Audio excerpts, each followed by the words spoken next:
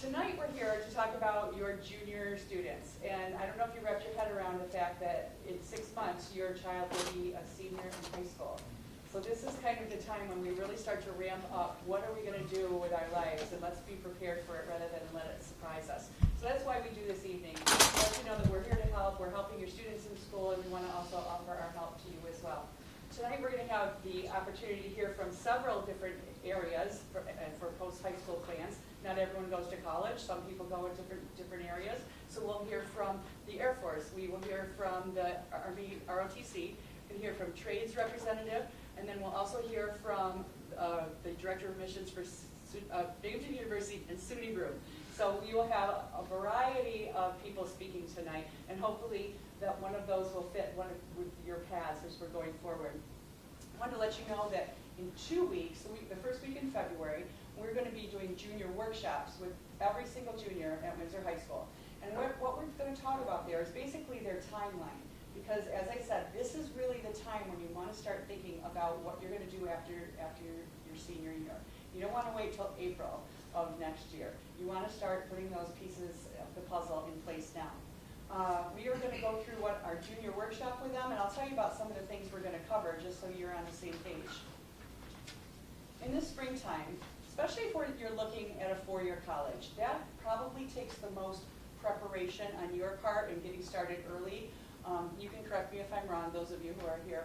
But I think if you're looking at a four-year college, this is the time during the spring where you want to start to think about, create that list. Think about where I'd like to go.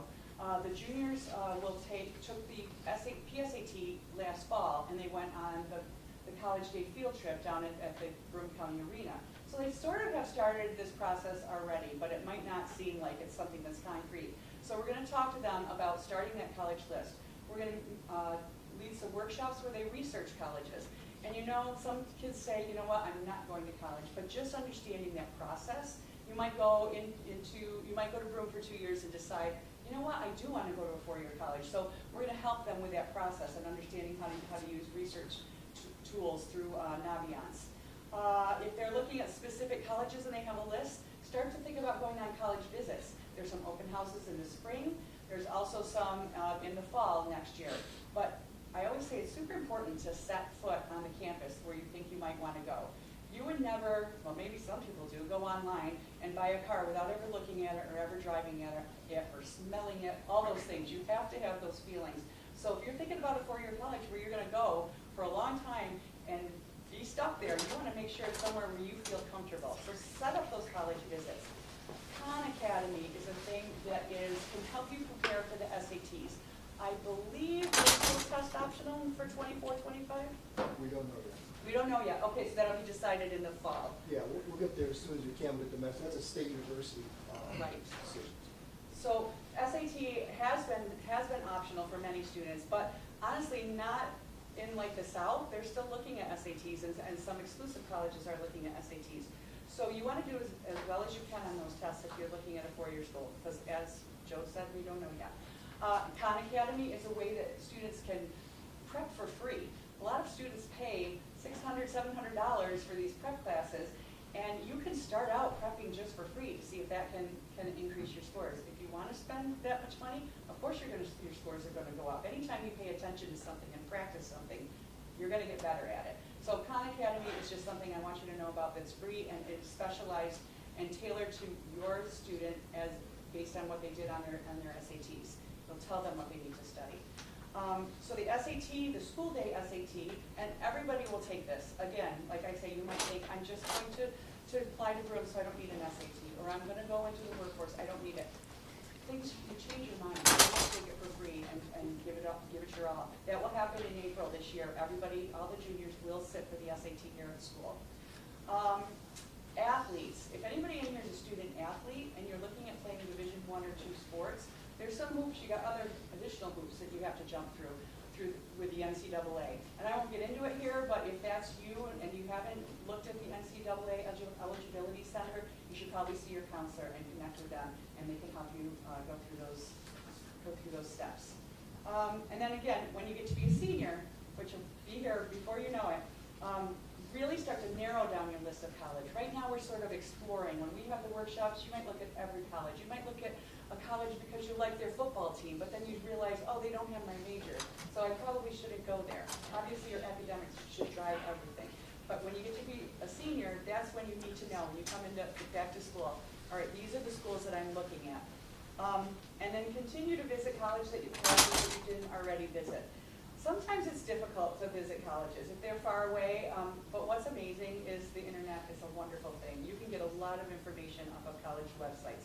So if you're thinking about looking at, University of Southern California, it might not be feasible to go out there, but if you can get a lot of information just by looking at the internet. The bottom line is do some research so you're comfortable with it. We will start applying to those schools, the four-year colleges I'm talking about right now, in probably September, late September, October. Sometimes we get people who are early birds and they apply in August, which is fine, except we can't send your transcripts until we have finalized the rank and things, which usually happens about mid-September. So if you want to apply early, that's good. Just don't be calling us every day going, did you send my transcript? Did you send my transcript? Because we have work to do. So October and November, we will apply, and we use Naviance, which Mrs. Noyd is going to talk about later, and it really partners with the Common App. But it's a little tricky if you don't know what you're doing, and we will talk to all of our juniors and our seniors in the fall to make sure that they know exactly what they're doing. Your students want to start to think about letters of recommendations from their teachers, like who really knows me well. And if I'm going into maybe an engineering field, I don't know that I want my Spanish teacher to write me a letter of recommendation. They might know me, they might be my favorite teacher, but you might want to think about, oh, maybe my math teacher, maybe my science teacher, maybe my PLTW teacher. So think about who knows you well and who it makes sense to write your letter of recommendation. In the fall, when you're applying, you're going to ask those teachers, hopefully face-to-face and not just with an email saying, hey, so-and-so has asked you to write a recommendation letter. We always encourage them to go to the teachers and ask them. I would say 99.9% times the teacher will say, absolutely, I'd love to write you a letter of recommendation, but it's just polite to do it that way. And then again, in the fall, we'll do senior workshops. So again, we'll do work in the big group. And we're also going to do senior one-on-ones, just like we're going to do junior one-on-ones this spring. Actually, starting very shortly, probably February, you'll be getting a letter about scheduling very soon, and we will meet with every junior one-on-one. So we can really have these in-depth conversations about where are you at, what do you need help with. We always encourage parents to come to those scheduling meetings too. So if you want to be in a part of that scheduling and sit down with a counselor, please call us and we will make an appointment for you at your convenience in reasonable fashion. And we can sit down all together and look at courses and look at what's to come and where we should be at. I had a couple students who said they filled out their FAFSAs who were juniors, and don't fill out your FAFSA until you're a senior, until it opens, and next year, hopefully, it will be October 1. They made it new this year.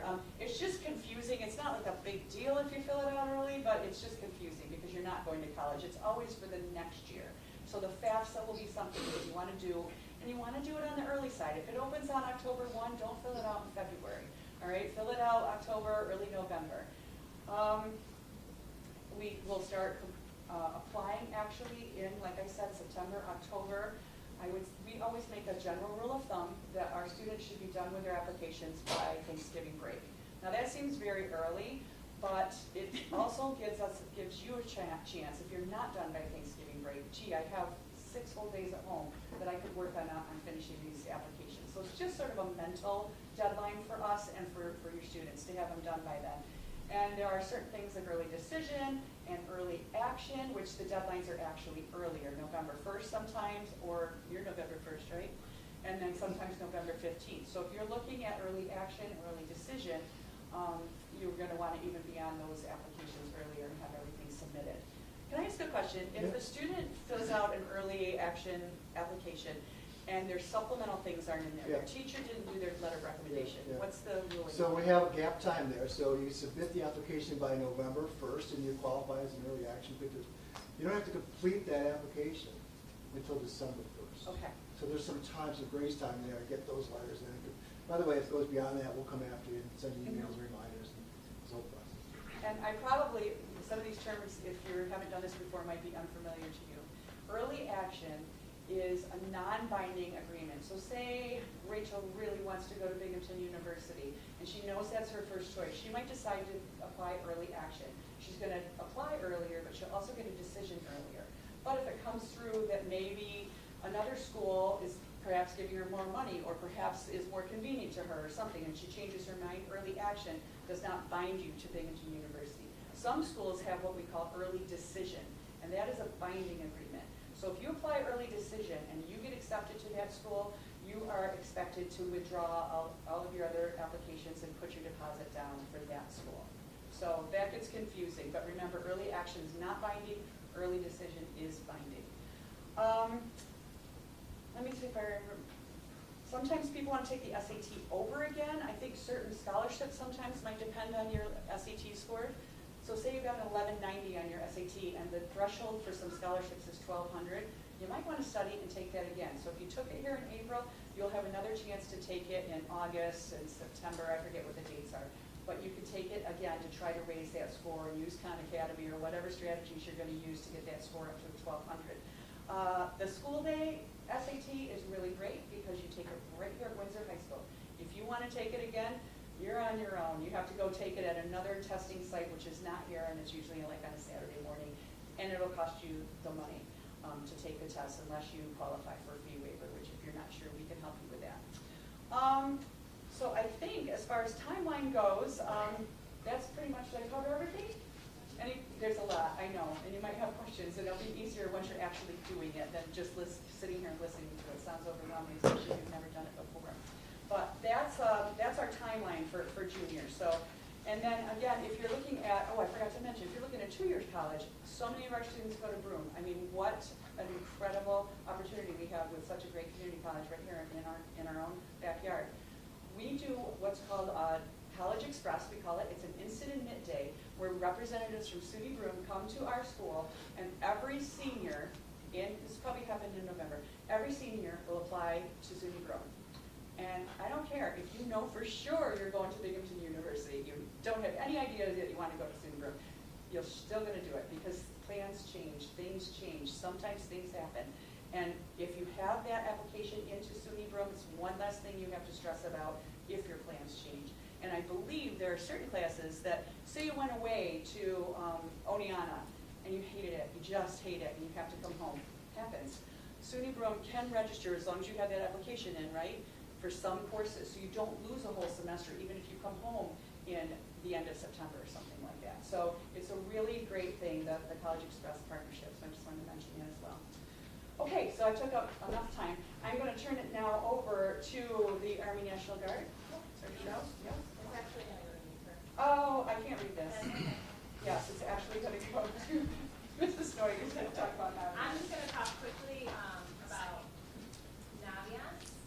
So, and this is a lot of information you are getting tonight. Just know, even if you've gone through the process before, we are going to be with you every step of the way. None of this is like we can do the workbook and we're like, hey, here you go, do it on your own. We're going to do it with you throughout. So we use Naviance, and we've used Naviance since middle school, so you guys should be pretty familiar with it now. Parents, do any of you know if you have accounts? I know I've got emails from some of you. Okay. If you don't have an account and you want one, you can always email me. Really, Naviance, we do a lot of like career pathways, right? So what are you interested in? How can we help you explore those pathways? Windsor is wonderful. It has 10 different pathways here. So if you say, hey, I'm interested in engineering, awesome. We have engineering pathway. What courses can you take to explore engineering and so on? Naviance kind of helps hone in on that for students. So every year we do a different assessment for students to learn about themselves. Sometimes it's their strengths, sometimes it's their personality, sometimes it's different career clusters. But again, it's really for them to learn about themselves, learn about their different area of interest, and then how can we help support them to explore those areas of interest. So I will go on Naviance in just a second, but aside from that, coming up, so we'll have our junior workshops in a few weeks, and throughout that we'll go through Naviance, we'll go through resumes, we'll update everything. Students will also identify a couple different professionals that they'd like to meet with, so we have daily professionals coming in March, so students have the opportunity to meet with 2 different professionals in their areas of interest, and then they always have the opportunity to come see me and set up job shadows, so they can go spend a day with someone in a different area that they'd like to explore and learn more about. And then for summer opportunities, we will have a job fair in April, but even throughout this year, different professionals will come in throughout the year.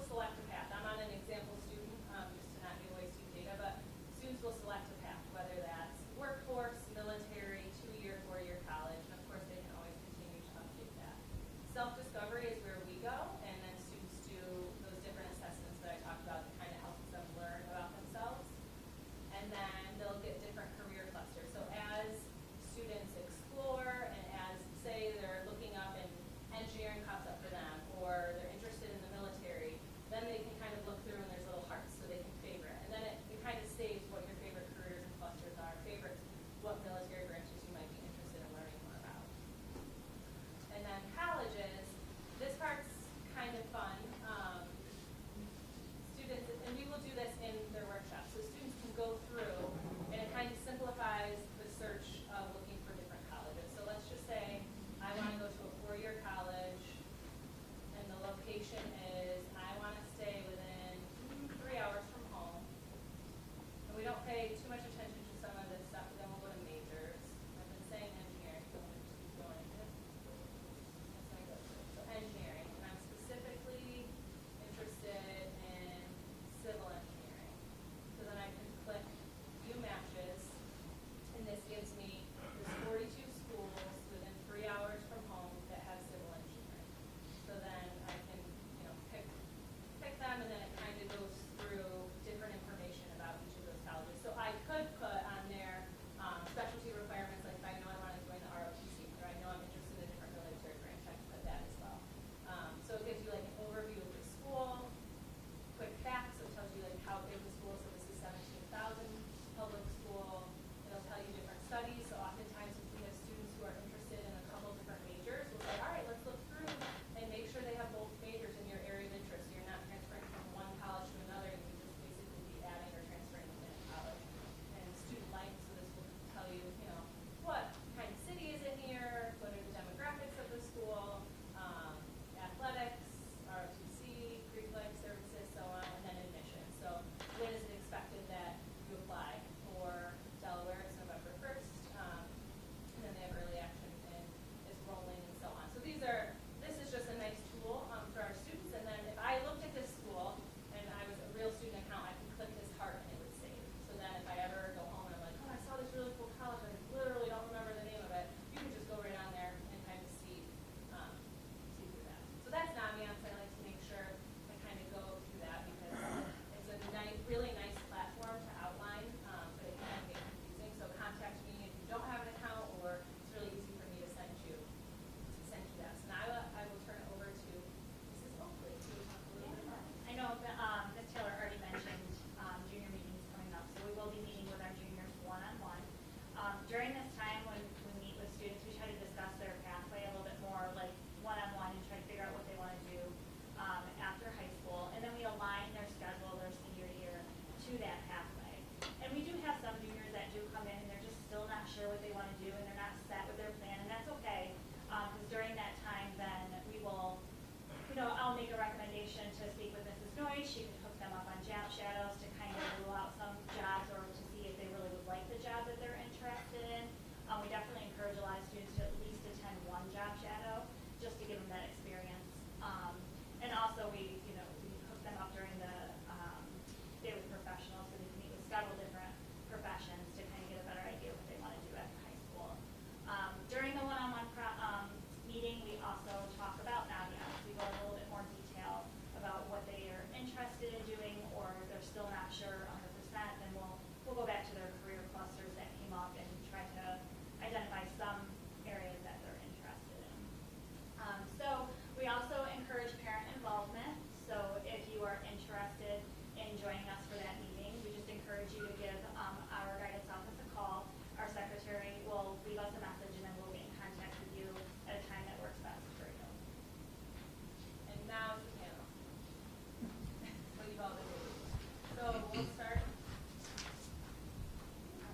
Awesome. You can stand, sit, whatever. Yeah, if you don't mind. You just nod at me when I do the slide. Okay, cool. Thank you very much. So, good evening, ladies and gentlemen, Black Knights. My name is Sergeant First Class Kyle Kraus. I am a Windsor alumni. I graduated in 2008. So, some of these guidance counselors were my guidance counselors. Not all of them. I actually went to school with one of them. So, that being said, it's good to be back home. All right, still bleed black and gold. All right, the pathway to success can definitely be found here in this semi-small school. That being said, I'm going to talk about overall opportunities in the Army National Guard, the process, and what some of the next steps are, in addition to some of the benefits that we have to offer with our program. So, specialist trip obviously came around and is handing out some sheets. Some of them will go over the pay system and some jobs that your students or your kids can actually take advantage of getting at least a first interview into that particular sector that they're looking into when they enlist into the Army National Guard. So, like I said, we're going to go over overall opportunities, the process, next steps, and some features and benefits that we have to offer. So, looks like we went with the wrong slide. So that's okay. It started strong, but it's okay.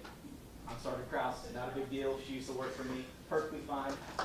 We're located out of West End Avenue. Does anybody know where the Binghamton Armory is, by chance? Okay, cool. So it's been there for quite some time. So I enlisted in 2008 as a senior. Okay, and maybe maybe confusing. Like, how did he enlist as a senior?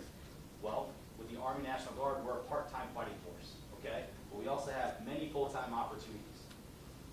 So as a senior, I saw a recruiter like myself, and I took advantage of that opportunity because I really didn't know what I really wanted to do, but I realized that they had a lot of benefits that they had to offer to me that I could benefit from, whether if I wanted to lean into college education or I actually wanted to lean into the workforce itself. So, go ahead, next slide. So some of the services that we have to offer for college benefits, if you're looking to go into the Army National Guard, we offer 100% SUNY and CUNY tuition assistance, okay? 100%, all right? There is no credit limit cap on, okay? So you can take all 3 credits up to 15 to 18 credits. I took 18 at some point in time in my semesters when I went to SUNY Broome, which we mentioned, all right? So, and they absolutely helped me out. I got my 2-year degree paid for free using the Army National Guard's benefits, okay? We also offer different GI Bills as far as the Montgomery GI Bill, all right? If you serve some level of full-time active duty, you can get the post 9/11. Moving forward from that, we also offer, depending on how well you do on your Armed Services Vocational Aptitude Battery Test, long word, I know, military has many acronyms. However, to simplify that, it's like a job placement test, or kind of like what Mrs. Noyd said on Naviance, okay? Each student can go in and take this test for free and see what they're really good at. And it breaks it down by 10 different categories. So, and that helps us place them in particular jobs that they can be qualified for. And all of those jobs are local within New York State. And what's great about the Army National Guard, if you're going to a college in a different state, you can absolutely transfer to that particular Army National Guard, or you could work out different, at your unit level, you could work out what we call a SUTA, which is a split unit training assembly. Basically just saying, hey, we're going to train here with this particular unit, even though my home unit's far away, if that makes sense. So as we go into this, we offer money for college. We do have federal tuition assistance, okay? That's coming from the big government, all right? And that is capped off. We also offer the state tuition assistance, which I mentioned, which is SUNY schools and CUNY schools, all right, 100%. The Montgomery GI Bill and the GI Bill kicker. So the GI Bill, when we're looking at colleges, it's all about money, right? They take our money. Hey, we're paying for a service or providing a service. That's just what it is. So on top of your state tuition assistance, if you go to SUNY Binghamton, right, or SUNY Broome, you get $488 paid to the student or the soldier, not to the college, to you, to do whatever you'd like, all right? On top of that, if you score over a 50, a 50 on your ASVAB, that long acronym, that's the acronym for that long word, right, that I said, you can get up to $350 on top of that $488. Now, moving into that, we drill once a month. And as an entry-level position, your take-home would roughly be about $300 to $280 to $350, depending on your rank, just taking home, all right, after taxes.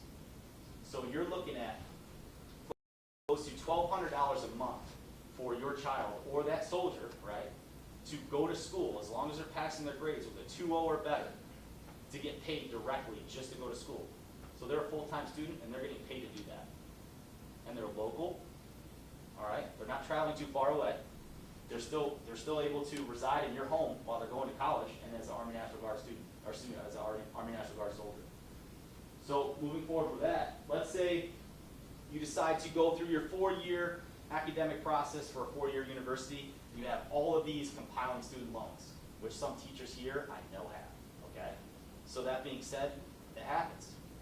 we can offer up to $50,000 paid back to that particular soldier as long as they do a 6-year obligation of 1 week in a month. And if you add up those days of 2 days on the weekends and then 2 full weeks in the summertime, you're only serving the 6-year period 272 days in 6 years. And you're getting all of that paid back. And you're still able to go and do your civilian job and have a normal life. All you're doing is 1 week in a month.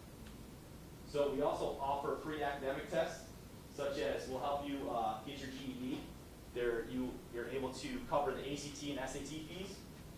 As far as going to the CLEP and the DSST, that being said, I will be honest, as far as the CLEP and the DST, I haven't really seen anybody really take those, but we do offer those free tests. When you go through basic training, you'll get what's called a joint service transcript. Basically, it's like your college transcript going through what you've trained through of all the training that you've gone through. So for all your medical classes, if you go through basic training, you go to college, you'll be exempt for your PE classes because you're already a soldier. You know, more fit than probably 80% of the people there, right? So that being said, you can compile some of those college credits that you get from your joint service transcript, supply them to your academic advisor and the college, and those could actually be applied to your academic plan as college credit moving forward. So for myself, I've used that for my basic leadership courses, my advanced leadership courses, and my senior level leadership courses. And I've gained just about 40 college credits for free just by being in the military doing my job. So that absolutely can help your child as well. Additional benefits that we have for the Army National Guard, we have full TRICARE medical and dental. So it's as cheap as $50 a month for a single soldier for basic care, right? That's just medical. If you wanted additional, I know some students aren't necessarily looking into this because it'll probably be on your guys' plan, but as parents, as a parent myself, I know I'm leaning into this when my kids become high schoolers because eventually when they turn 21, they're going to drop off that. So just put that on the back burner when you guys are kind of considering this. We offer up to, it's now changed to $500,000 worth of life insurance policy while they're still into the Army National Guard. Again, I know some students are not looking into this, but again, as parents, it's something that we look at too as well. It's very low cost. Right now we have a blended retirement system. What's good about this is that once you put into your retirement for the blended retirement system, you're able to pull away all of that money from the Army National Guard. That's if you only serve, let's say you only put in 3 years within your blended retirement system, and you serve for 3 years, you can pull all of that money out and invest it in the civilian network once you get out. And you can do that for 6 years, you can do that for 12 years, however you like. So this is a good added benefit for, I know some students are not looking that far in the future, but I'll tell you what, that compound interest definitely adds up. Okay, it really does. I see a lot of parents in the North and South. Yeah, they know, trust me. And I was saying the same thing as a kid to my mom and dad. I didn't listen to them for crap, right? Until I was about 21. And then I finally got the, hey, life, it's hard, wear a helmet, no pun intended, right? So that being said, moving into that, okay? We have the Army pay system. Some of these sheets on here, you don't mind, right? This sheet right here explains all of the Army pay system. There's another sheet too as well. If you guys have it, Specialist Trip? They got one. They got all of them? There's a breakdown of all the companies that are local here that your child can apply to if they enroll into the Army pay system while they're at the military entering processing station when they swear in, when they give their oath. All right? And this guarantees your child an interview with at least 5 companies of their choice when they get back home as a qualified soldier, when they go through their basic training and their AIT. Okay?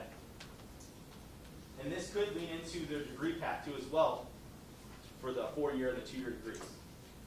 Go ahead, next slide. Let's say your student is in the Army National Guard and they want to become an officer.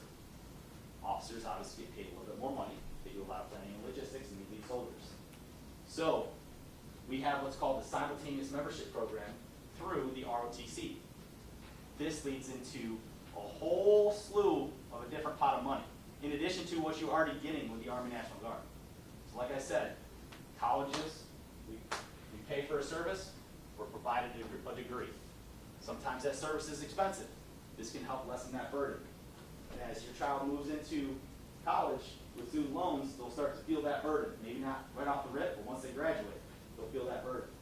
So with the simultaneous membership program, you serve once a month in the Army National Guard. You get your drill paycheck, you get your GI Bill, you can get your kicker bonus, but on top of that, you also will get a stipend from the ROTC program, all right? And that could be up to $500 a month for college seniors. When you first get in, it'll be $450. That's the newest number, all right? So ultimately, child could be making $2,557 a month just by serving part-time, 1 week in a month and 2 full weeks in the summertime, which there's no college in the summer, right?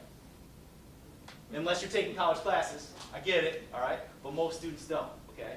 They're not that high speed, they don't want to lean into that too far.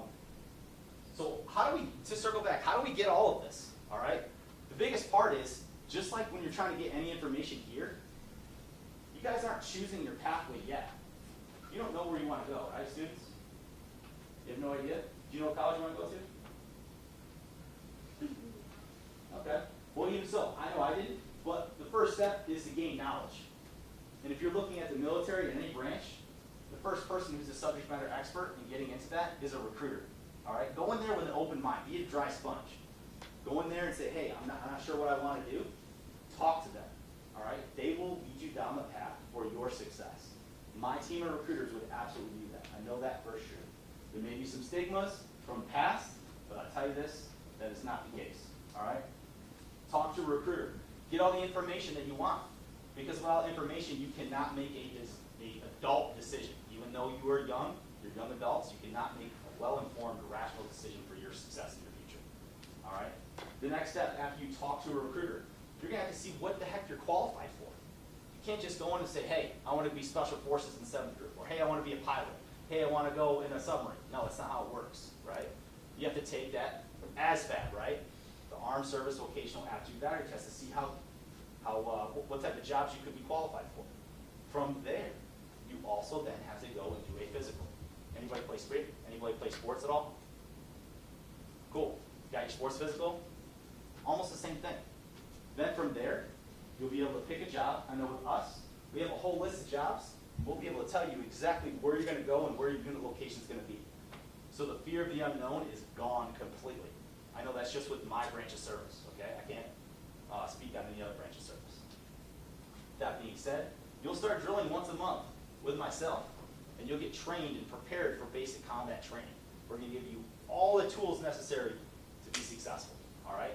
The only thing I can't teach you is how to have grit and heart. That's on you, okay? That's purely on you. I'm sure your parents are teaching you guys that already.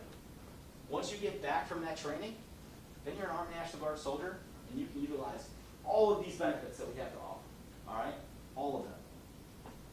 And then when you're going to try to go and build your resume, you put this on your resume, I'm telling you this right now, so many employers are dying for employees, and so many colleges love the fact that we pay all of the tuition, and the parents, I'm sure, would like that as well, all right? So you have to pull out loans, that you're almost guaranteed to be accepted in a job and a college, all right? So moving forward with that, I believe this is the last slide, right? So you're able to live here, serve here, and lead here, all right? So circling back everything, we also have another scholarship, which is a Minuteman scholarship within the ROTC program, okay? This can provide full tuition and fees for $10,000 a year up to 4 years. And this is for any private school or any SUNY school. So when you apply and you get accepted for this Minuteman scholarship, you can do one of two things. You can get all of your tuition paid for, or you can get all of your room and board paid for. One or the other. You can't do both. Okay? This Minuteman scholarship, there's only 6 a year that get pushed out. We only used 3 of them last year. That means we left 3 on the table. So there's plenty of opportunities for you to actually do this. And this is on top of your $1,200 a year for your book stipend. You're also going to get, like I said, the ROTC stipend. It starts at $420. It works up to $500. And then again, you're going to be, when you're in ROTC, I know you guys don't know the ranks, but as an E5, you get paid pretty good money. That's a sergeant, right? Just take these 2 rockers away, that's an E5. You get paid a lot of money. All right, just so you know. Up to $450 for 2 days. That's it, just to train on the job that you like and you love. After your 4 years are done, you'll be commissioned as a second lieutenant in the Army National Guard. You'll be able to get your first salute. I believe that's my last slide, that one right there. But overall, I just want to extend an olive branch here and just say, gain the knowledge, be a dry sponge, ask a ton of questions, do your research, take the ASVAB, all right? See at the minimum, see what you're qualified for. Because then, it's not just qualified for the military, just like Naviance, tell you what you're good at. So then you can actually, maybe you're thinking about being an engineer, maybe you're just not good at engineering at all, but you're really good at something else that you never thought about, science. So you might want to lean into that to see what career field you might be good at. So that ASVAB is critical for your guys' success at a minimum. I know I've said a lot. Do I have any questions regarding the process of recruiting, ROTC, scholarships, tuition assistance, whether it's federal or state, the GI Bill, anything that I said? Parents, students? Okay, great. Well, thank you very much. I appreciate it.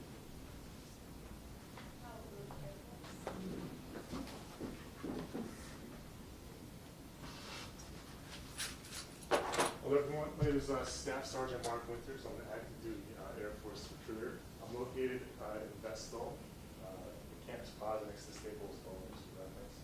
I come to this school pretty frequently, once a month. I don't know if some of you guys recognize me. I'm here with my counterpart, Technical Sergeant Kurt Schaefer. He represents the Air National Guard component. You'll find a lot of parallels in this presentation that kind of aligns with some of what Sergeant First Class Krause was mentioning as far as the entry process goes. But more specifically, we'll talk about the active duty side and kind of highlight the next slide, please. Oh, there's another slide. Okay. Yeah, so talk about like entry requirements. 17 to 42. So some of you parents might be even eligible now. It just increased to 39 some months ago. You have to pass the ASVAB. Each branch of service kind of grades it differently with how you can get jobs. So we define it into 4 categories: mechanical, administrative, general, and electrical. So for example, if you want to be an aircraft maintainer, it would, let's say, require a mechanical score of 50. It's kind of an arbitrary number in this case because aircraft means such a diverse career field, it's so many tryouts. With that, once you complete that, you can go through MEPS, the Military Entrance Processing Station. The one that we use is in Syracuse. Army National Guard, Air National Guard, all components use state MEPS. And once you're deemed medically qualified and you pass the ASVAB, then you can then actually join the Air Force to go into what's called a delayed entry program, where you're pretty much just qualified and waiting to get a job. So once you get a job, you also get a shift date for basic training. Basic training in the Air Force is 7.5 weeks long. It's all located in the same place, Lackland Air Force Base, Texas, San Antonio. After that, you go to what's called tech school. That's really your job training. It can go from anywhere from 2 weeks to 2 years long. It depends. Like linguists, special warfare tend to be the more longer career fields that kind of fit that 2-year timeline, or up to 2 years. And then once you do that, you go to your first duty station. I'm from New York originally. I'm from Long Island more specifically. I wanted to get out of New York. Some of you guys maybe want to stay home, do the guard thing. For me, I viewed it as an option, but I really wanted to explore it. And that's what I got out of it. That was my real buying point. I've been fortunate enough to do my training in Texas. I've been stationed in Northern California. South Korea, I spent 5 years on the beach in Florida, kind of near Pensacola. Was able to travel Asia, deployed to the Middle East, most of the time in the Army. And now I'm here, kind of circling back 10 years later, kind of serving the communities that I came from. So, as far as jobs go, I just want to talk about that real quick.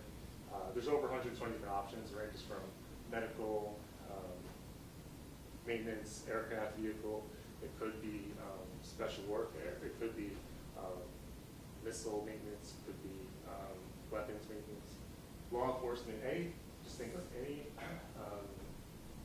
Air Force base is kind of like a small city that requires the people and the job training to maintain the infrastructure. So just think any type of trades, HVAC technicians, electricians, construction workers, you name it, any Air Force base has it.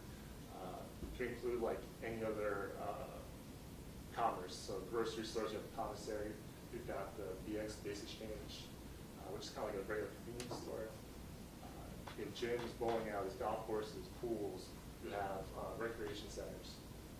All these things are for the purpose of kind of keeping morale up and kind of trying to make a smooth transition for people from the civilian sector into the military.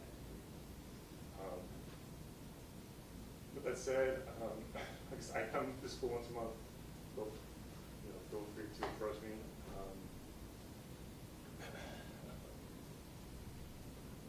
That's kind of like the short, conjunctive version of the presentation I usually give. But if you guys have any questions, please let me know. Or any questions I can field right now. Or specifically to the Air National Guard. I'd like to add a little something to that. Like the Army was saying, with the Air Force, upon your enrollment in basic training, you're automatically put into the community college of the Air Force's accredited program. So coming out of basic training, you're going to have some college credits. Your follow-on school, technical school, they also give you college credits. I came out of information technology technical school. I was 3 classes away from an associate's degree. That was for 6 months of training. With the Air National Guard specifically, there's 5 wings across the state of New York. I'm out of Syracuse. We have a program at Syracuse University. You do not need to take the SAT to attend Syracuse University if you join the National Guard.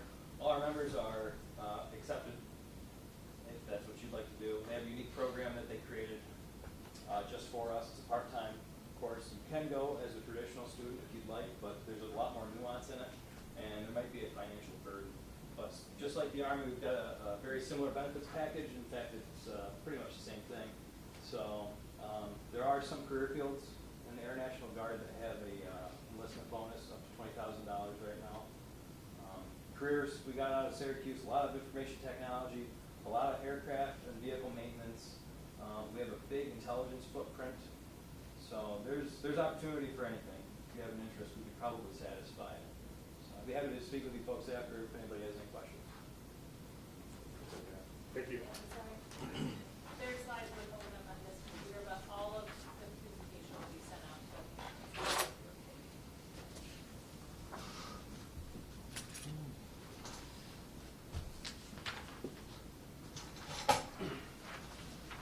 All right, good evening. My name is John Weston. I'm a council representative with the North Atlantic States Regional Council of Carpenters. I cover Broome, Shenango, Delaware, and Otsego counties. We are one of the largest trades organizations in the country. We are all United States and Canada. Some of the opportunities that we have: apprenticeship. We have a tuition-free 4-year apprenticeship program. We have journey level carpenters, which is obviously our full-fledged professional carpenters. We have trainers, council reps as myself. Our internationals out in Las Vegas. The cool thing about our organization is myself, my boss, his boss, they all came from the organization, worked their way up. We don't ever hire anyone from the outside to come in and move up. But like I said, I'm from the Binghamton area. My office is right behind the Walmart. We'll go over a little bit of our wages and how our program works. As I said, we have a 4-year apprentice program. Is a 4-level, what we call it. We start off at 65%, just coming out of the boat, no experience at all, of our journey wage, carpenter's wage, which in this area would be $30 in your check, and then we give $21.40 in what we call our fringe benefits that the contractor pays into. That's your pension, your health care, your annuity. So your journeyman's making $51.40 an hour starting off when they're working. A level 1 carpenter, coming in, you just need a high school diploma or GED. I host an informational session once a month. It's the first Monday of every month at 6 p.m. down at the training center. A first-year carpenter apprentice is making $19.50 in their check with a $12.47 in those benefits I was talking about. So they're starting off at $32.24 an hour. That's starting off. And your goal is obviously work up each year to become a full-fledged journey person carpenter tell a lot of people, where else can you start? And then in 4 years, you're making $50+ an hour. I mean, it's pretty good, tuition free. We call it earn as you learn. What else do I want to touch on? Okay, so our health and welfare. So I'll give you that example. Just coming in the gate, $10.35 an hour. That's an hour. So you got to think 40 hours a week, 52 weeks a year. That adds up real fast. Our healthcare, our premium comes out of that. The rest of that money sits in our healthcare, and we do all of our medical expenses on it. For example, I just got these Invisalign. That's why it sounds like a mumbling. That was like $7,000. So my insurance covered $2,000. And when I bought down to the hall, they cut me a check for the $5,000. I went down to the dentist, and I pay all my medical expenses that way, which is kind of cool. It adds up fast. And then we got annuity, which is like a 401k, which a lot of places offer, and then match a small percentage. We have that, and then we also have what is our bread and butter, pension. You're going to get a set amount when you retire, and you're going to get that amount every month until the day you die, which is pretty huge. I'll give you another example. My boss's dad retired a little later, so he retired at 65, but he died at 99, so he collected that pension every month longer than his partner in the field. I mean, some of the work we do everything from the ground up, concrete foundations. I mean, you look around this room, the electricians did obviously the lights. What do? The carpet tile, the ceramic tile, the casework, the soffits, the drop ceiling. We lay out the whole room. I mean, we do everything. If you've been around Broome County, you see the new Dick's Sporting Goods, the BJ's that's in there. We're doing Dave & Buster's that's going in there now. Binghamton University, we're slammed over there all year round. I mean, there's just so much work done. In Syracuse, we've got a $100 billion chip plant coming. That's a 20-year PLA. I mean, there's got to be, we're going to be slammed. And that's a good opportunity. Like I said, it's tuition free. By the time you get through this 4-year level program, you got times that healthcare and that pension numbers by the 4 years that's going to take you to get out. It's well worth it. Is there any other questions for me? I mean, it was brief. All right, thank you.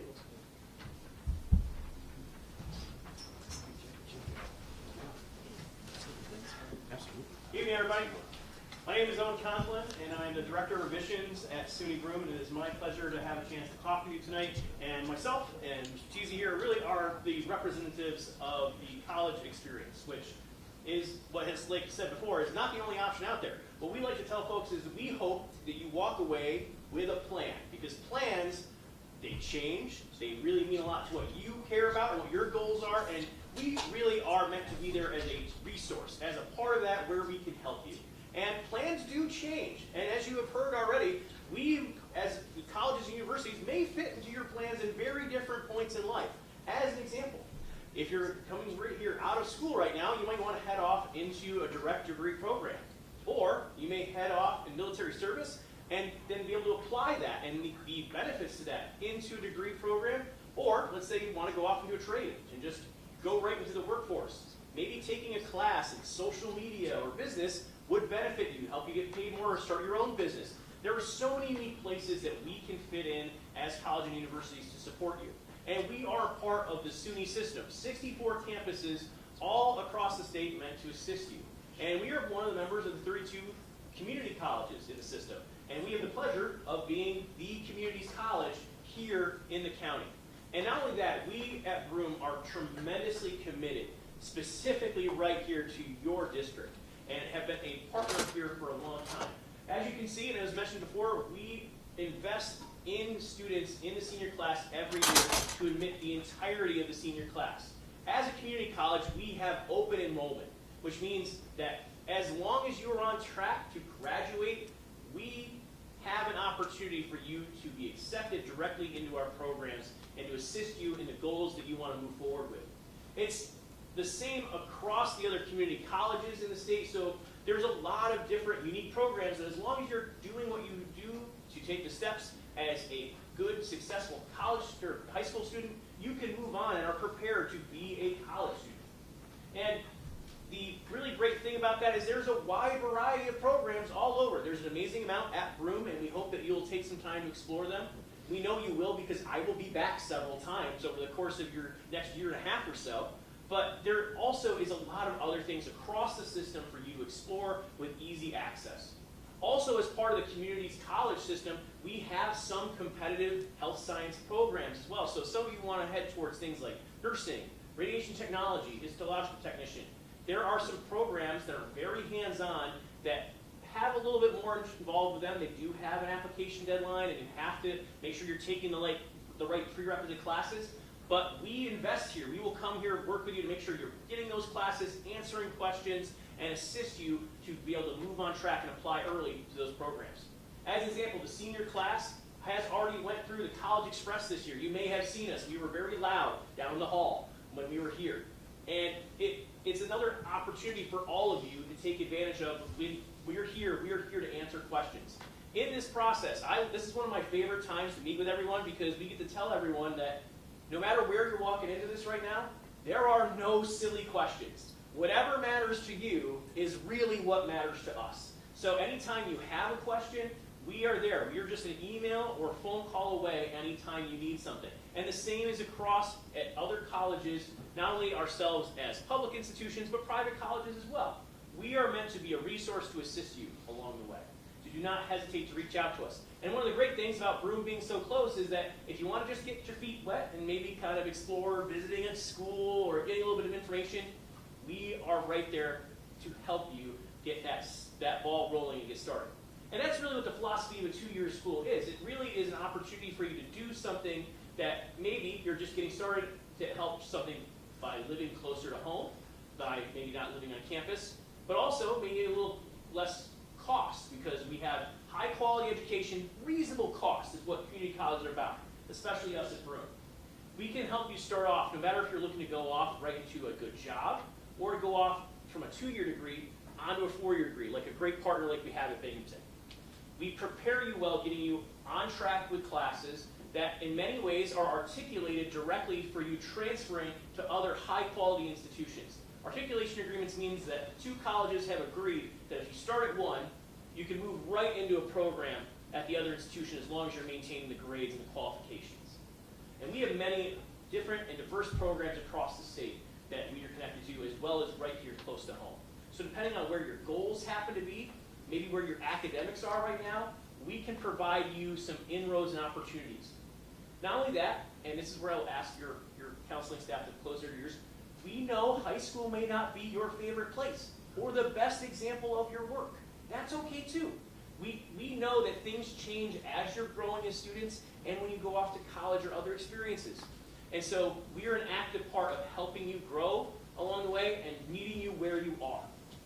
Lastly, I'll say as part of who we are, that it was already touched upon a little bit by some others, that, hey, parents, you might have things going on in your life, you're trying to figure everything out. As the community's college, we're also there for you too, not only for yourselves, but your community. Wherever you are, if you're looking to change jobs, gain a new skill, do new and different things, that's what Broome's all about too. And so do not hesitate to reach out to us to see what we can do to assist you along the way as well, because we are active in the community providing resources, training, and opportunities. Now, when it comes to admissions procedures, there's applications, you'll find them online, you'll find easy access to resources and things, but here at the school, we make it really easy because we get you through the process with College Express. So you really don't have to do so much as long as you continue being a great student, show up the day we're here, and even if you don't, we can figure it out. But just be active in your college search and or planning process. The more active you are, the better you will feel, the less stressful it will be. None of us can guarantee that we can eliminate the stress that comes with graduation and where you're going to go. But we want to be a part to lessen it as much as we can and give you as much opportunity as we can. So reach out to us. Let us know what you need, and we will be there for you. I will hold questions so we get this stuff at the end. So take care. We'll be back. Okay, hey everyone, my name is Joe Tisi. I'm the Associate Director of Undergrad Admissions at Binghamton. I'm also an alum. Any other alum of Binghamton here? Listen, I got to tell you, thank you for putting this together. This is fantastic. I travel all over the state of New York. There are lots of high schools, Westchester, up in Albany, not many do this. And you can tell you've got a community that really cares about you.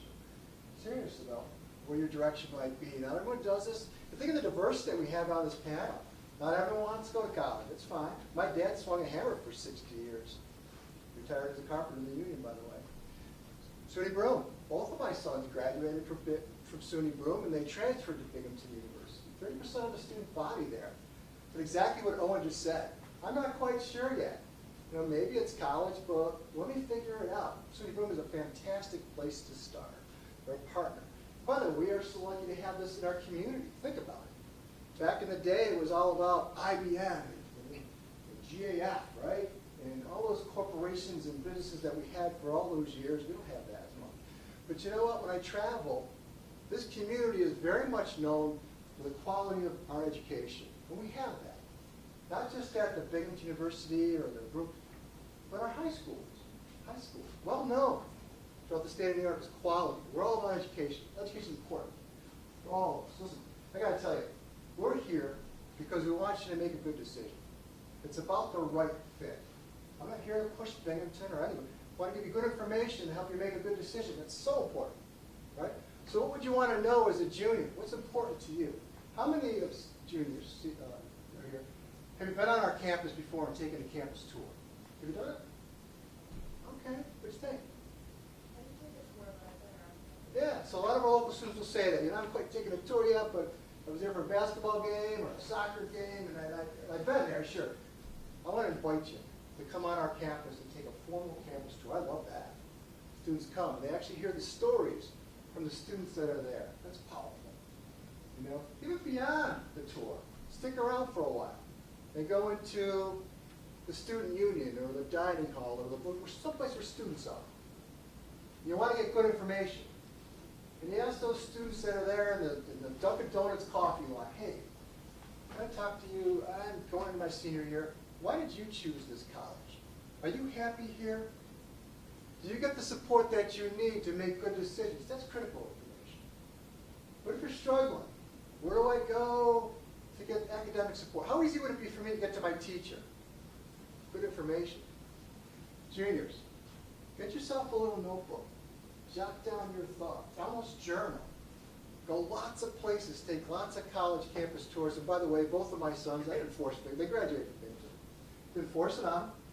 They came out. They were little kids on campus, and they loved Binghamton. They grew up on the campus. But you know, it was their time. I said, let's go tour lots of places. Let's make sure it's your decision. So important to do that. I want you to own it. Get a little notebook, journal. Did that place have the majors that I wanted? Right? Do I get a sense of enthusiasm that this place is happy? Here's one thing I want you to look out for. We call it retention rate. Retention rate. You know what that means? It means we retain our students. They stay. I love that number.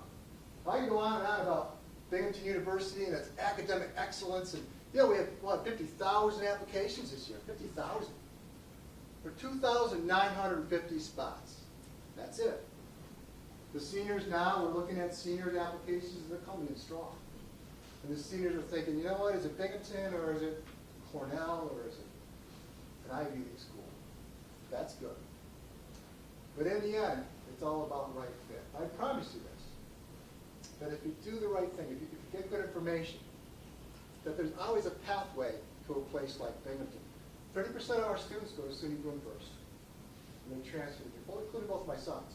Didn't start off at Binghamton, but they needed a place to start. But what's important to you? Think about this. When I talk to seniors, especially when I go back in the fall, and I'm here a couple times a year, staff here is fantastic. I talk to seniors, and it's September, and I ask them, hey, have you thought about it? Have you been on our campus? Sure, I toured. Yep, I'm going to apply. Fantastic. Then it gets to be October, and on their minds they're thinking, oh no, I've got to start writing my college essay. The essay is always on, you know, applications come in, and we'll look at the transcript, and we'll get good information and see what kind of a student you are. That's fine. But those college essays are something that gives students a little bit of anxiety, right? Think about it. Think how important that is holistically on us making a good decision. Now, you know our story. You know Binghamton's story, and I invite you to come to our campus to take a tour to hear our story in a better way. But when those applications come in, we'll see your grades, we'll see that you're a great student. You don't have to tell us that. We want to know who you are. So tell us that in the context of the college essay. That's good stuff. I've read so many college essays through the years. I love that. Tell us what you're passionate about. And by the way, you know Binghamton has 130 majors and minors, one of the top business colleges in the nation, actually. It's ranked in the top 10 public business colleges in the nation. without nursing colleges in New York State, engineering program, you know all the numbers. And that's good. Want to know what our most popular, 30% of our students apply to Binghamton. Put this down as their major. What do you think it is? Yes. Undecided. Undecided. Think about it. You're 18 years old. You're not quite sure. Is it college? Is it the trades? Is it the mill? I don't know. They're going to have a place to start. 30% of the students say, I don't know. That's good. I love that. It gives them a sense of, I want to explore and I want to figure it out. So what do you want to know? Finding out where the best fit is for you, who's going to be the person and where's going to be the place that I can figure it out. All right? I'm going to give you 2 homework assignments. Can I do that, Heather? Number 1, I want you to find out what you're passionate about. I'm going to ask you what your major is. I'm going to ask you what you want to do when you grow up. I'm an admissions counselor. Never, ever did I take a class called admissions counselor. They don't have it. But I found out what my passion was, right? I want you to do that. If you find out what your passion is, the rest will all fall into place. Undecided isn't undecided for very long. I want you to find out, number 2, where that place is for me. Where's my best fit? And I got to say, for doing this I've been in college admissions for 17 years. And I love when students come, they tour, they talk to students, they start to figure it out. Yep, that's the best fit for me. So here we are, it's November 1st. The applications start rolling in. Now I'm looking at our seniors, and they're about to make a big decision. I have until May 1st to make that big decision. And when you deposit, and you enroll, you're enrolled in that college, May 1st. Those seniors will be coming on our campus now in March and in April. And then we're saying, this is the right fit for me? I don't know. They come back and the perspective has changed. If you think about it, they've just been admitted to Binghamton. They've been admitted to a lot of great places. So you have to make a lifelong decision. Is this the right fit for me? So the conversation just changes a little bit. Tell me more about residential life. Tell me more about orientation. What that look like? How do I choose classes? So your perspective changes from your junior year, where it seems very emotional, and you want to get good information that's big and broad, to when you become a senior, you narrow it down and say, give me specifics. Give me financial aid information. That's all like that. So my hope is, and thank you again for doing this, just to figure it out. To tour, to ask lots of good questions. This is a great community that's going to support you along the way. That's all I got. Okay, so now we will turn it over to any questions. We have experts in the field, so this is the time to have any questions. Or, Joe, I know you mentioned it a little bit, but how would you say, and I know you mentioned the transcript, the essay, how would you say admission-wise would students stand out, right? 50,000 applications, Yeah. we accept less than 3,000. Yeah. How does Well, some of our kids help we us enroll stand us. out? Well, number 1 is going to be transcript. Yeah, it's going to be transcript. So you got it. Anyone taking AP classes or college level courses? Sure. Challenge yourself, because that's going to be a direct. That transcript is going to be almost a narrative, really. If you say, I want to be an accountant or an engineering student, but my math grades are really bad, I'm going to say, well, are you sure you want to be an accountant? Because it's all about math. So standing out means academically you've got to be strong in the field that you're interested in. Taking AP classes, SATs, that comes up a lot. This year, about 50% of the students submitted their SAT scores, 50% did not. You said it early, and I 100% agree. Take them. You got to take them. Now, whether we're test optional or not, you have the option after you've taken them to send them along or not. But that's good. And then we also super school. So you might say, I took it once, I'm going to take it twice, and we'll take the best of the best, that'll be your composite score. So those pieces of academic information, so important. How about that letter of recommendation? And that'll help you stand out. What is your teacher? What are others saying about you? Can they attest to your academic skill sets other than what you're saying in the college essay? All those components come together to make a really strong application.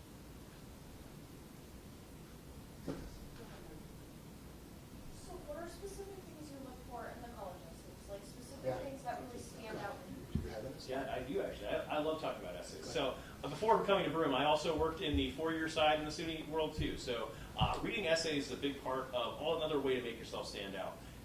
This is one of the things as a junior you really can start to think about, because that you know you're going to go into a senior year having to write something. So topic is a great idea.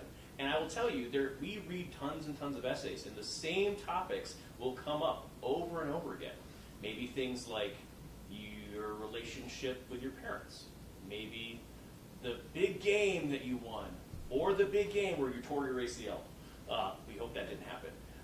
Maybe that you had a loved one who was a mentor who may have passed away, and you had a great connection to them. Now, those topics are things we do all the time, we read all the time. So it's important when I mention them like that to think about, you need to make it about you. It is the one time we want you to boast about who you are, what you're learning, and what that makes you special in. So you really can be all about, your essay is about you. Not only that, you should write in the style that you feel comfortable with. Much like any other writing exercise, there are narratives or ways that you write that come across. So as an example, if you're not funny in real life, do not try to be funny in your essay. It will come across that way. And make sure that you're taking time with your essay. When I talk about thinking about the topic now, I'm saying that a little bit tongue-in-cheek, but the more you can think about now, the less stressful things will be later. So by the time you get to when the application's open, maybe you have an essay on hand that you've taken a fair amount of time to look over. You should take time giving your essay to other people to read and to take a look at, your mentors or your supporters in school and out of school. It is not something you should just get done in one afternoon after we've all watched the Jets lose and not be in the playoffs. You know, it's something that you got to take a little bit extra time in, make sure you're handing it around so it's well prepared. And one of the simplest things is checking for spelling and punctuation. I say it and you think it's something that would be automatically on everybody's mind, but I cannot tell you the amount of times things come in that just needed a simple edit and it would look 10 times better because of how it was worded or what you gave it in terms of punctuation. So take the time with it to make it important. Andrew, do you want to add to that? Introduce yourself and tell you. Oh, hey everybody. I'm an admissions counselor at Binghamton University as well. And just to piggyback off of what Owen was saying, it's really important that you are reflected through that essay. You know, I've read my fair share of essays this past cycle, and I can't tell you how many times you read a great story about grandma. Now, grandma, lifted buses and stopped trains and flew from building to building. And I get to the end of the essay and I go, oh my gosh, I wish I could admit grandma. She is fantastic. But at the end of the essay, I didn't learn anything about you. So my one recommendation is, when you're proofreading those essays into next year, into that first part of your senior year, think about, if I gave this to a stranger, what conclusions could they draw about me? Would they get a good sense of who I am or what I've accomplished or who I want to be? And going from there is really how you can start refining it and narrowing it down. But that's just one good piece of advice I can give. Yeah, it's all about right fit. I mean, honestly, think about it. Our story, we're going to look at your application, that's the whole story. So we're going to look at that. Does your story match our story? Do we match? We're going to make a good decision together. Would you stay? Would you be part of the retention that we're talking about? So, when you're in college, you go, well, I want to do great things. Of course, I hope you do. I hope you study abroad. I hope you do internships, do all these great things. But you got to get good grades. So when we look at those applications that are coming from high school, we look at that essay. Does it match those great things, the accomplishments? You don't have to be, as Owen said, you don't have to be the person that hit the three-point shot at the buzzer and you won the game. That's a glory moment. That's great. That's fleeting. But tell us who you are, what you're passionate about. Does it match where you want to go? And then did you get really good grades? Do we match each other? So question, is it about the grades and then a good story makes it even better? Or is it a blend of the two? Like, do you have a threshold for it has to be a certain grade to be allowed to even be reading the essay? Yeah, well, think about it. I mean, again, all goes back to holistically everything, right? It all matters, the letter of recommendation, the essay, of course. So here's the thing. If you are really struggling and you're a C student, a C- student, guess what? We want to be a Bearcat, sure, but maybe you're not ready for it yet. Maybe you need to go to SUNY Broome for a year or two and then transfer over. If you love Binghamton, you don't get to Binghamton. There's a pathway to it. Both my sons are a good example. But that's okay. You know, you said it earlier, right? That was fantastic. Look at high school may not be it for you, but that's not the end. Absolutely not. Go to Broome, figure it out, get on the dean's list, and then transfer to it. Both of my sons did that. 2 years at Broome, 2 years at Binghamton, 2 plus 2, that's a 4-year degree from a world-class institution. By the way, you guys, you're on fire with salaries. I love that. Do you guys know what the tuitions are at Binghamton and Broome? Broome is $5,200 a year. Stay at home, both my boys did. Right? At Binghamton, it's $7,080 a year.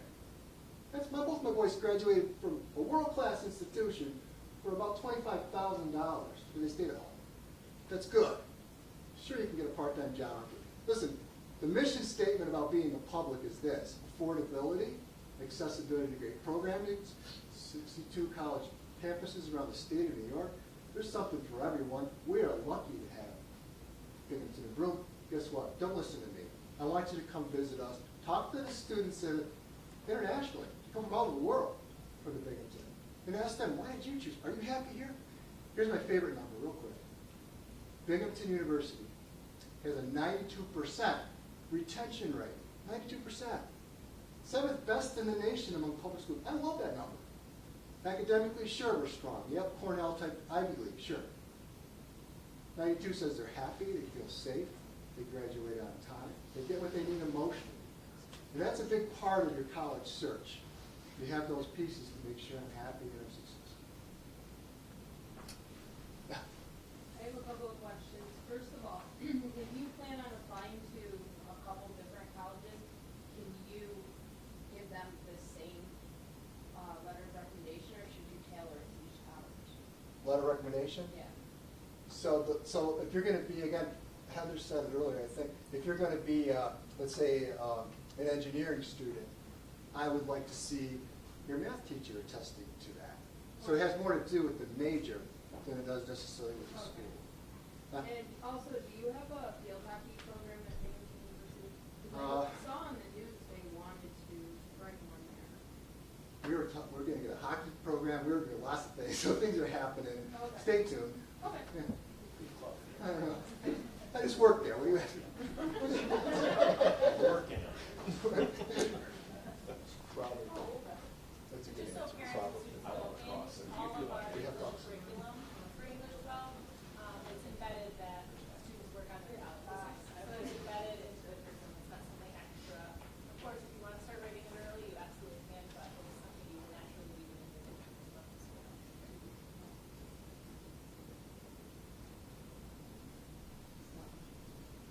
Any other questions before we wrap up? About scholarships, I know Naviance, they can apply through all scholarships on Naviance, or is it limited, or is that the best way? Yeah, so good question. Scholarships, we have a folder right in our office.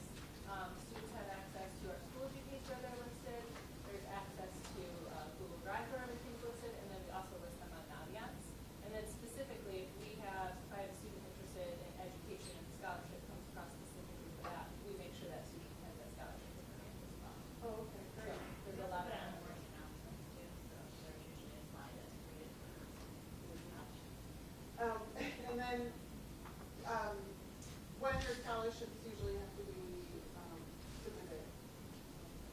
Yeah, they start November, but now they're really picking up around now. We start to get more scholarships. So by the time, after we've applied to the college, then you would apply for And scholarships? colleges sometimes have their own scholarships within the college. Yeah. So like a lot of students who go to SUNY Broome, we actually are going to be holding little workshops here for all of our students who are going to SUNY Broome, and we're going to help them apply. It's a one-time application. You might be able to speak more Yes. about it, but So there is individualized different types of scholarships because on individual college campuses, we not only have some standardized ones based on academics or potentially based on need, there's also many niche scholarships that come about because of generous donations from alumni, businesses, to very specific population. As an example, we just talked about educators. There's some programs related to that, and there's also across the board a wide variety. one of the things we try to do to make it simple is exactly what we're talking about, a one-time scholarship application that allows you to get that information across to scholarships. But I will tell you, as much as I will say, and I will pound the ground to cry out to apply for scholarships, I cannot imagine the amount of people who don't. The amount of people who just don't even apply thinking that they would never qualify for a scholarship, and money gets left on the table. And there are scholarships with us that way, at Binghamton as well, other institutions. There's also plenty of scholarships across New York State that are just a search away, or maybe for you who are parents, your organizations, unions, Access have scholarships and things that you might not even hear about or know about all the time just because nobody asks. So this is the best time of the year to really find that out, and as juniors, is see maybe what other things are accessible around you just didn't know if you didn't ask. They do add up, and there's a book called The Debt-Free Degree, which talks about getting your degree without taking out those student loans. And they say that the best way for a student to spend their time preparing for college is to apply for every scholarship you can. And you can actually get more money than working a part-time job. So, debt-free degree. Follow Dave Ramsey. Yep. And I also want to add to, just for future reference, if you're applying for a scholarship and it asks for a payment, you shouldn't have to pay to get free money. So that should be a red flag, just so you guys are aware. If you're looking for scholarships and there's like, oh, a $50 fee, I would not apply for that. There's other ways to get money. And then the award ceremony last year, there's all these early awards. And so when does that happen? That's in the spring. Yep. That they apply for them, or? Usually that's chosen by the committee, yeah, and the institution, specific requirements students need to meet. So they have to put The their, students don't do anything. so how does the institution know about it? So we have a committee here where we meet, so if there's specific requirements, like they have to be the top 5% of their class, or they have to have, a certain grade point average, or, there are certain requirements. So then we sit down as a committee and we look through all of that information. How do you do that?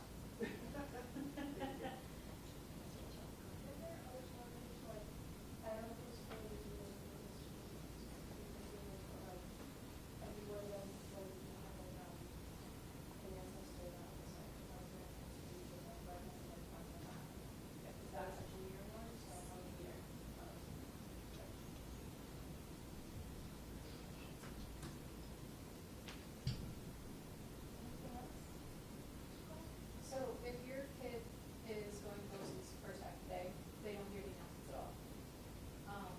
Is it possible for, like, announcements to be put on the website, So we have TVs all throughout the building, so even if students are not in, and it's usually supposed to be during their advisory time, they're supposed to bring it up. I do know that some students go to different teachers for extra help during that time, so they don't always see it, but right outside the guidance office in that hallway, there is a TV, and it's on repeat all day long. Unfortunately, I don't think we have it for parents to have access to that, but we do have it on Naviance, so if you're invited to Naviance, there is a folder in there. And then also your child can bring up their class of folder in Schoology, so if this class is going to be class of 2025, you'll have a scholarship folder in there, and we do upload it in there. So there's several platforms that we put it on, and hoping that we can catch it, somebody somewhere. Whether it's us sending them personally a Schoology message, putting it in that folder, putting it in the announcements, putting it on Naviance. We try to do that. I'm old, I like paper. I know. We do. Well, we do, we have the folders, Okay, in the main, okay. or in our guidance office that are hard copies, so students can come in and look through each month, of when the scholarships came in, so yeah, we do sell them in a paper too. I'm with you on that, I'm not type that. I'll forget about it.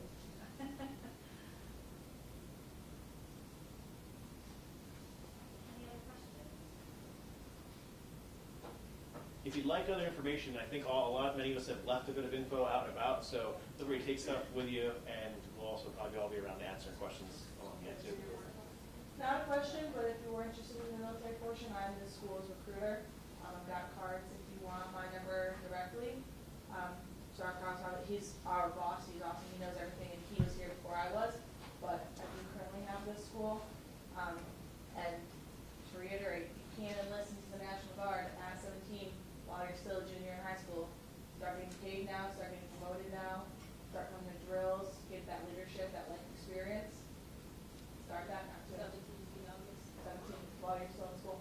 And It to won't sit- take you out of school at all.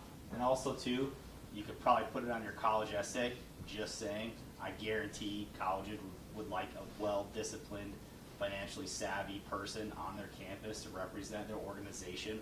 Just saying to compound on what you're already trying to do to be successful, that definitely could, I guarantee that'd be an unwavering yes. I mean, I'm already speaking to an employer and he's like, I'm recruiting him to come talk to some of my warriors about stuff, right? He's like, oh yeah, heck yeah. So I guarantee they would be like, yeah, for sure.